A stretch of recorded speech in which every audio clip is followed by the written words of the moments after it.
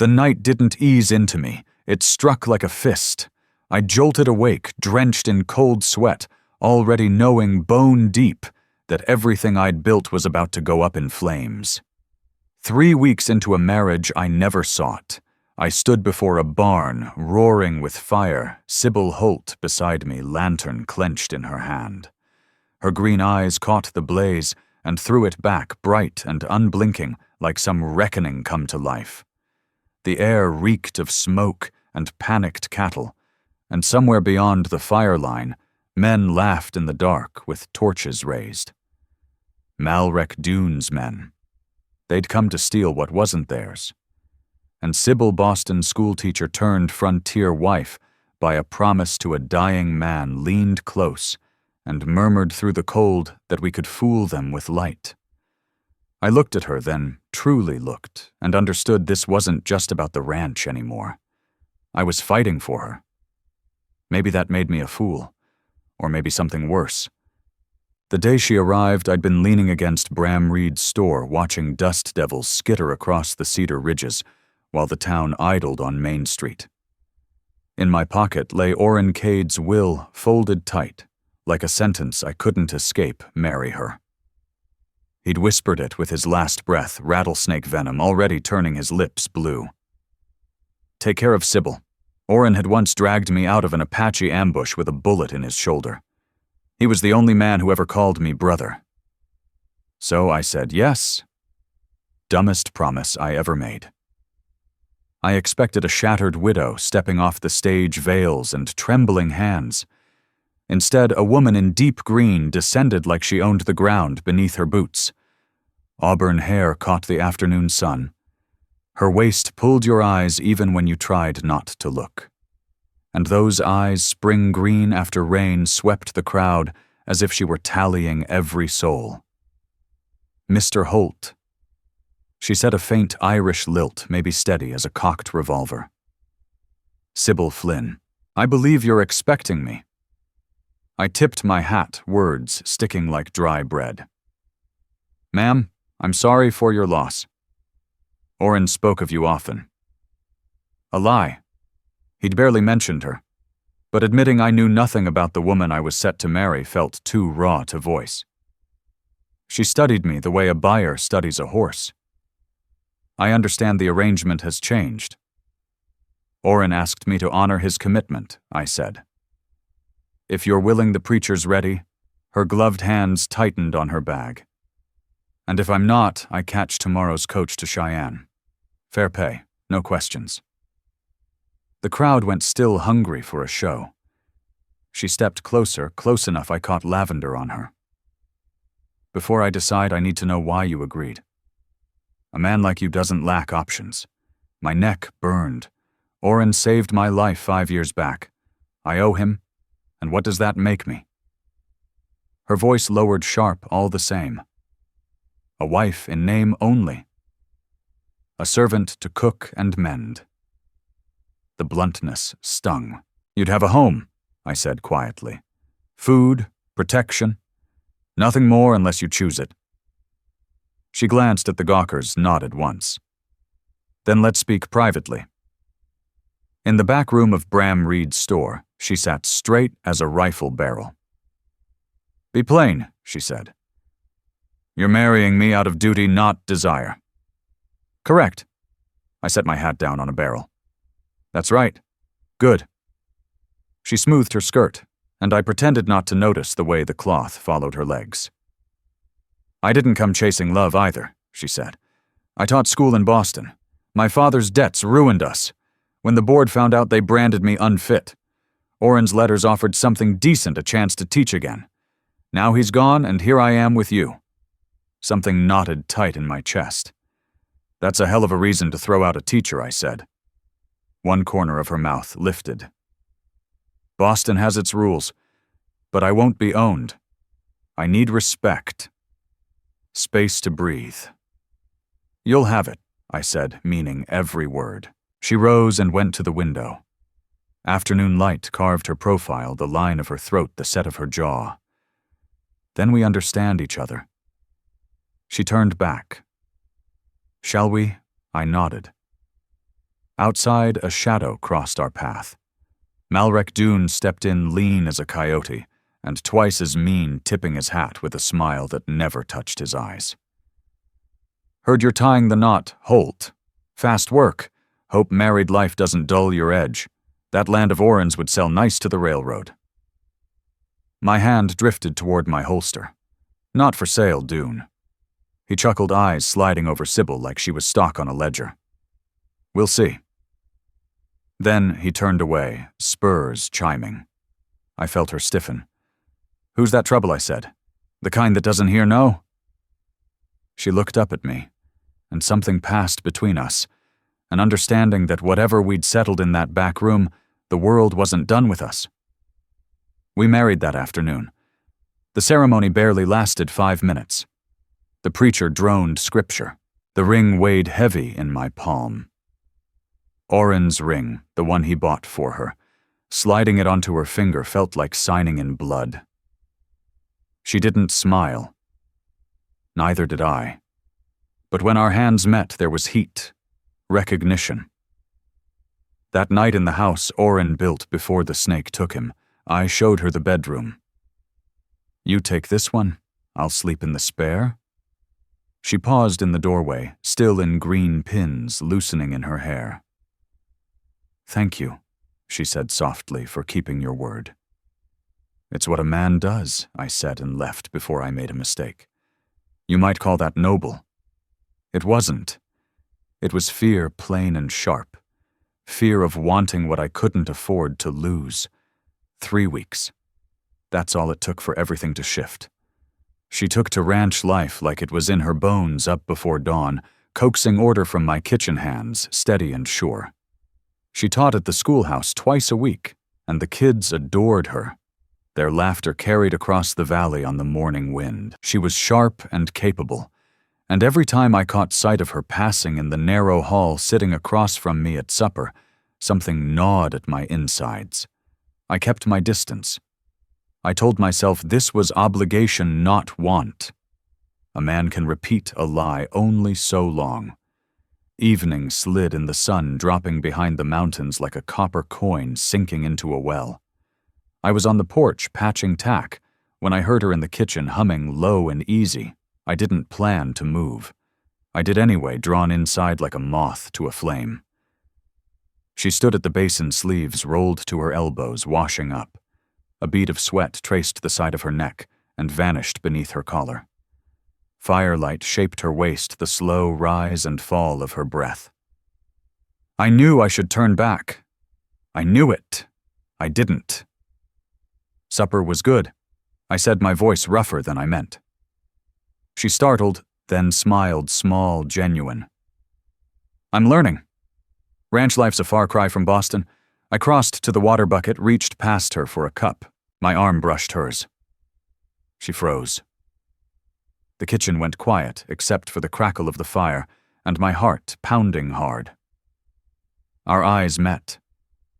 I saw the question there, the same one burning in me. Her lips parted. My hand lifted before I could stop it and touched her cheek. Warm. Soft. My thumb traced her jaw, and she leaned into it just a breath. Her chest rose fabric, pulling tight, and I felt myself slipping under. Then my eyes fell to the chain at her throat, a thin gold line with a worn ring hanging from it. Firelight caught the metal, and the past slammed into me.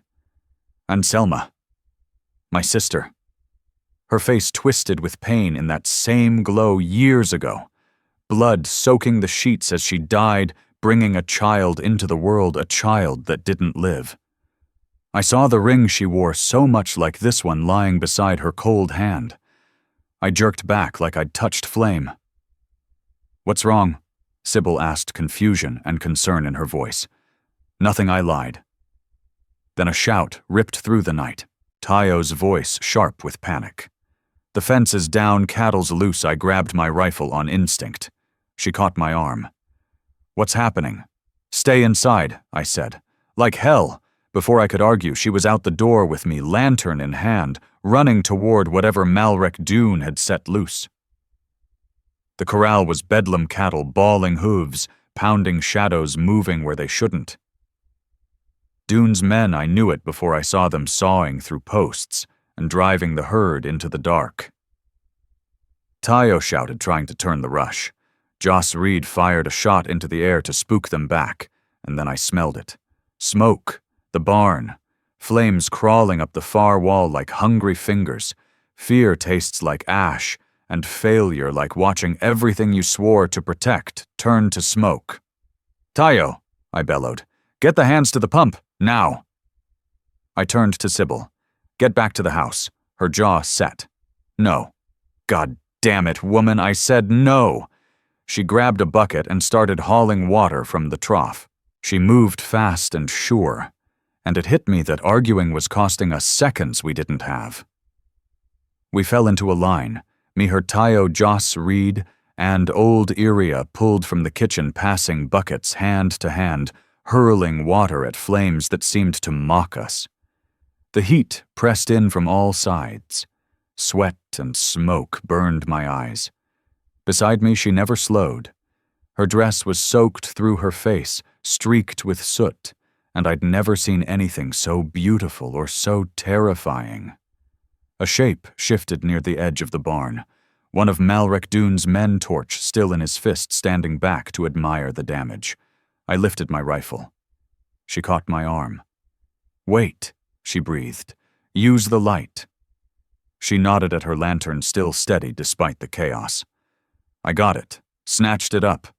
I swung it high, letting it throw wild shadows, men multiplying where there were none. The raider flinched, spooked, and ran for the dark. We saved the barn. Barely. Half of it stood blackened and ruined. The herd scattered to hell, but we'd kept the fire from reaching the house. Dawn came in gray and bitter. I stood in the wreckage tasting defeat when she stepped up beside me, breathing hard. Her dress was destroyed. "We can't let him win." "He already is," I said. "I don't have the money to rebuild. Not enough to gather stock spread across half the valley." "Then we grow," she said, calm and certain. "The Pike land. It's for sale. We buy it. Raise horses for the cavalry. I've run the numbers." I stared at her like she'd lost her senses. "That means mortgaging everything. If we fail together." Her green eyes locked on mine. "But we won't. I won't let us." Standing there, coated in ash smoke and stubborn resolve, I wanted to kiss her so bad it hurt. I didn't, because I was still a coward. The bank meeting came 3 days later. I wore my one decent suit and felt like a fraud. She wore deep blue that set her eyes burning green. When we walked into the office, Halvers Pike, head of the school board, and more powerful than the mayor, rose to his feet. "Mrs. Holt," he said warmly. "A pleasure. Your work at the schoolhouse has been exemplary." She smiled. "Thank you, Mr. Pike. I hope you'll extend that confidence to our business proposal."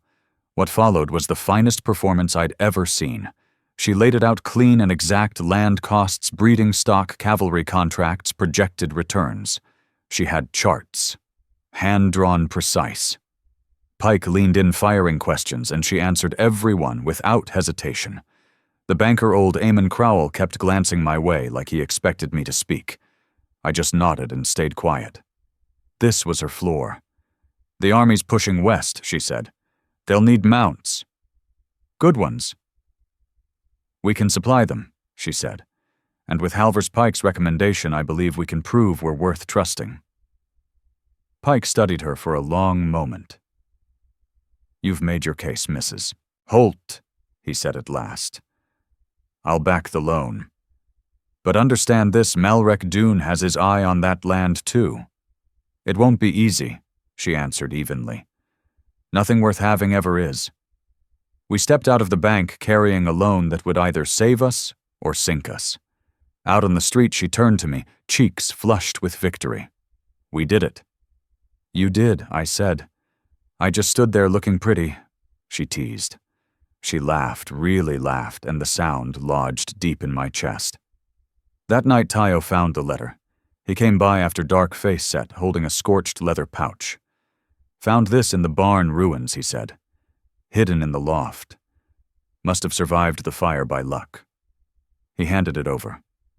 Inside was a wax-sealed letter addressed to Sybil, written in Orrin Cade's hand.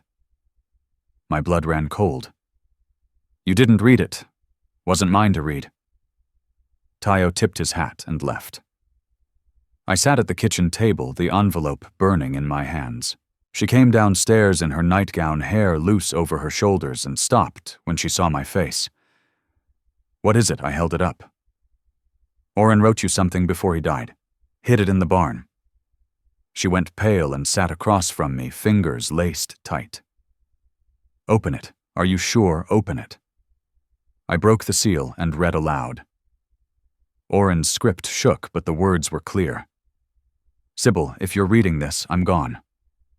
I'm sorry. You deserved more than letters from a stranger promising a life I couldn't guarantee. The truth is, I loved you from the first letter you sent. Your mind, your spirit, the way you wrote about teaching those Boston children as if they were the most important souls on earth. But I knew even before the snake took me that I wasn't the man for you. I'm giving you to someone who is. Varric Holt is the finest man I know. He's stubborn as hell, scared of his own shadow at times, but his heart will break before it bends. He'll treat you right, better than I ever could. Don't let him run from what you might have together. He needs you more than he knows. Orrin. The silence after my voice fell was thick enough to choke on. She reached across the table, took the letter, read it again. When she looked up, her eyes were wet. He knew, she whispered.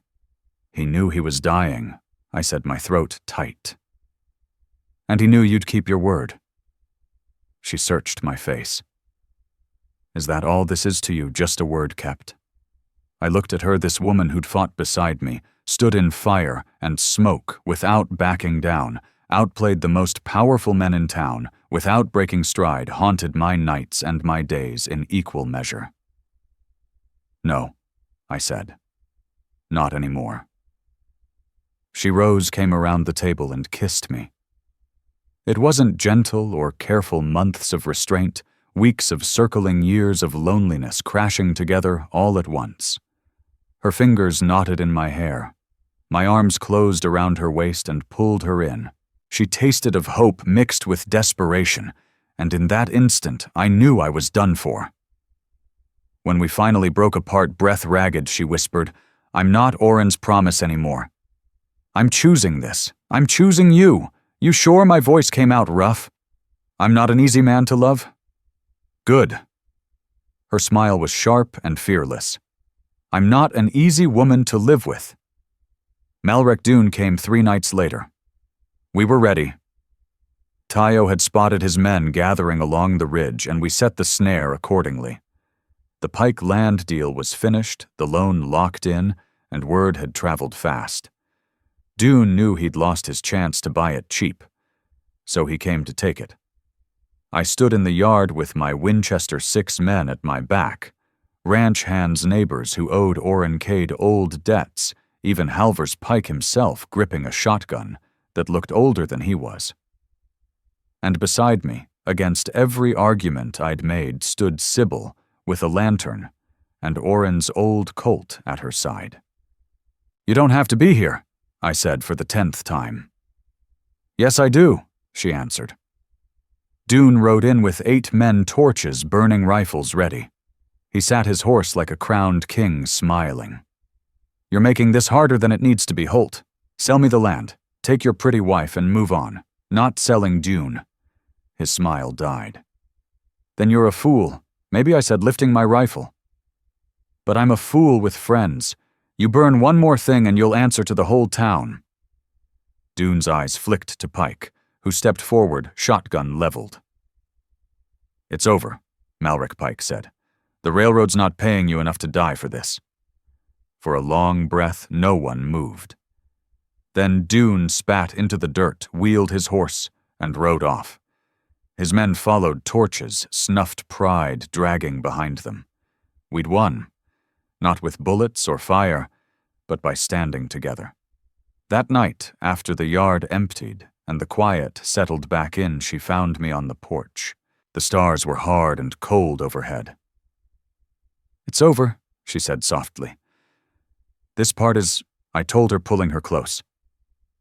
"There'll be more fights, always," she said. "Then we'll face them together." I kissed the top of her head, breathed her in. "I love you," I said the first time those words had left my mouth since Anselma died. She looked up at me, green eyes catching the starlight. "I know. I've known for weeks. Then why didn't you say anything?